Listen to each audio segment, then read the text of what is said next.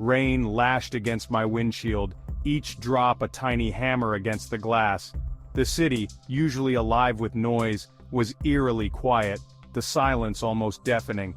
Another Tuesday night turning into Wednesday morning, the hours blending together in a blur of monotony. I'd been driving a cab for 10 years, seen it all, or so I thought. The streets were my second home, or so I thought. The radio crackled with static, a reminder of the isolation of the night. I switched it off, the silence in the car suddenly heavy, pressing down on me like a weight. The gas station lights buzzed, casting long, distorted shadows across the empty pumps, creating an eerie atmosphere. I pulled up, engine groaning, ready for a refill and maybe a cup of coffee to keep me going. That's when I saw him. A figure standing in the shadows, barely visible. He was just out of sight, hidden by the flickering neon sign, his presence unsettling. For some reason, a chill ran down my spine. I tried to shake it off, telling myself it was just the cold. Just nerves, I thought. It had been a long night and fatigue was setting in. As I stepped out of the cab, the figure moved into the light, revealing more of himself. He was tall and thin, wearing a long coat that seemed to blend into the darkness, almost like a shadow come to life. He didn't speak, just raised a hand, beckoning me closer, his movements slow and deliberate. Something about him made me uneasy, but business was business and I couldn't afford to turn away a fare. I walked towards him, bracing myself for whatever was coming next, my heart pounding in my chest.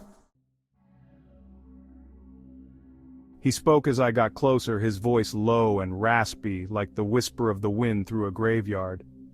"Need a ride, mister?" he asked, his eyes glinting with an unsettling intensity. Him despite my apprehension. It was as if Where to, I managed, my voice sounding strained even to my own ears. The words felt heavy, laden with an unspoken dread. He slid into the back seat, his movements stiff and unnatural like a puppet on strings. "Downtown," he muttered, his voice barely audible above the drumming rain. The rain seemed to echo his words, I'd never heard of it. It sounded foreign, almost my unease growing with each passing second. The rain pounded harder, as if warning me to turn back. The man's face was obscured by the shadows, but I could feel his gaze fixed on me in the rear view. A heavy presence that filled the car. Most fares love to chat, filling the silence with stories from their lives. This man felt different, like he carried secrets too dark to share. He had an aura of darkness, a feeling I couldn't shake off. It clung to him like a shroud, making the air thick with tension. We drove in silence, the only sound the rhythmic swish of the wipers and the low hum of the engine. The streets seemed to grow more deserted as we went, streetlights flickering and dying as we passed beneath them. I kept stealing glances at him in the rearview mirror. He remained motionless, his face still hidden in the shadows. His silence was getting to me. It was unnerving. I tried to make small talk, break the tension. "Long night?" I asked, my voice echoing in the confined space. He didn't reply. He didn't even acknowledge my presence. I felt a shiver run down my spine. This fare was different. He was like a ghost, an apparition shrouded in darkness. I gripped the steering wheel tighter, my knuckles turning white. We left the familiar streets of the city behind, venturing into a part of town I'd never seen before. The buildings grew older, more dilapidated. Streetlights were few and far between, plunging us into almost total darkness. "You sure this is the right way?" I asked, my voice betraying my growing unease. The GPS had stopped working miles back, the signal lost in this labyrinth of crumbling buildings and deserted streets.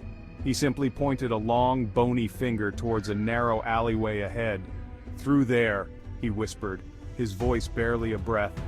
I felt a chill run down my spine. The alley was pitch black, the entrance shrouded in shadows. It looked like the mouth of a monster, waiting to swallow us whole. Section 5. A growing sense of dread. I hesitated, my gut screaming at me to turn around, to get away from this place. Every instinct I had was telling me to flee, to escape the impending doom that seemed to lurk in the shadows. But something, maybe a morbid curiosity, compelled me to obey. It was as if an invisible force was pulling me deeper into the darkness, against my better judgment. I steered the car into the alleyway, the darkness closing in around us like a suffocating blanket. The narrow street seemed to stretch endlessly, each turn more foreboding than the last. The air grew colder, heavy with a strange metallic scent. It was a smell that hinted at decay and despair, making the hairs on the back of my neck stand on end. "Almost there," the man whispered from the back seat, his voice closer now as if he were leaning in right next to me. His tone was unsettling, filled with an eerie calmness that only heightened my anxiety. I could feel his breath on the back of my neck, cold and clammy, sending shivers down my spine. It was as if the very air around us had turned malevolent, pressing in on me from all sides. The car crawled forward, the headlights illuminating nothing but crumbling brick walls and overflowing garbage bins. The scene was desolate, a forgotten corner of the city that seemed to exist outside of time. The silence was deafening, broken only by the sound of rats scurrying through the filth. Their presence added to the sense of decay, making the alleyway feel like a graveyard of forgotten things. I felt a knot of fear tightening in my stomach. It was a visceral reaction, a primal response to the overwhelming sense of danger that surrounded me. I just wanted to get this fair over with, get out of this nightmare alleyway. The sooner I could leave this place behind, the better. Every second felt like an eternity, stretching out in the oppressive darkness.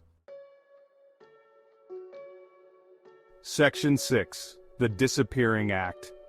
We reached a dead end, a towering brick wall blocking our path. I turned to the man, about to tell him we couldn't go any further, but the back seat was empty. He was gone. I blinked, my mind struggling to process what I wasn't seeing. One minute he was there, his presence heavy and unnerving, and the next he was gone, vanished into thin air. I spun around, frantically searching the shadows, but there was no sign of him. It was like he had never existed. Only the faint scent of that strange metallic odor lingered in the air, a chilling reminder that I wasn't alone, that something had been here. Section 7. The Photograph. My hand trembled as I reached into my pocket, pulling out a crumpled pack of cigarettes. My fingers fumbled with the lighter, the flame flickering in the darkness. That's when I saw it. A small white card lay on the seat where the strange man had been sitting. I picked it up, my heart pounding in my chest. It was a photograph. The image was old and faded, the edges worn with time. It showed a young woman, her face pale and drawn, but a hint of a sad smile on her lips. She looked strangely familiar, but I couldn't place her. There was something haunting about her eyes, something that sent a chill down my spine. I didn't sleep that night. The image of the woman in the photograph, the memory of the strange man, and the deserted alleyway, it all swirled in my mind, keeping me awake. The next morning, I went to the diner down the street, hoping a greasy breakfast and strong coffee might settle my nerves. The TV in the corner was tuned to the local news. A story caught my attention. A young woman had gone missing a few days ago. The police were asking for information, her face plastered on the screen. My blood ran cold. The woman on the screen was the woman in the photograph. It couldn't be a coincidence.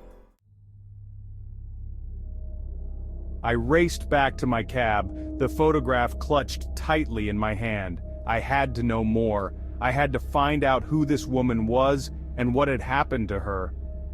I drove back to the alleyway, a sense of dread washing over me as I navigated the familiar streets. The alleyway was just as I remembered it, dark, deserted, and menacing. But this time I noticed something I hadn't before. There was a faded sign above the entrance, barely visible in the daylight. It read, Willow Creek Sanatorium. The name sent a shiver down my spine. Willow Creek Sanatorium had been abandoned for decades, its history shrouded in rumors of mistreatment and unexplained deaths. It was said to be haunted, a place where the restless dead still roamed. I showed the photograph to the waitress at the diner. She recognized the woman instantly. "That's Sarah," she said, her voice hushed. "She used to work at Willow Creek, disappeared without a trace a few years back." My heart sank. It was true. Sarah was gone, lost to the shadows of Willow Creek. The man in my cab, the photograph, the deserted alleyway, it was all connected. I had stumbled into something dark, something sinister. The waitress leaned in, her eyes wide with fear. "They say," she whispered, "that Sarah never really left Willow Creek. They say her spirit still wanders those halls, searching for something she lost." I haven't driven my cab since that night. The memory of Sarah's sad eyes in the photograph, the unsettling presence of the man in my back seat, it haunts me. I can't escape the feeling that I'm caught in something bigger than myself, something terrifying and unexplainable. Sometimes, in the dead of night, I hear a whisper on the wind, a faint echo of a voice calling out from the darkness. And I know, with chilling certainty, that Sarah is still out there, lost and searching, a haunting reminder of the night I gave a ghost a ride.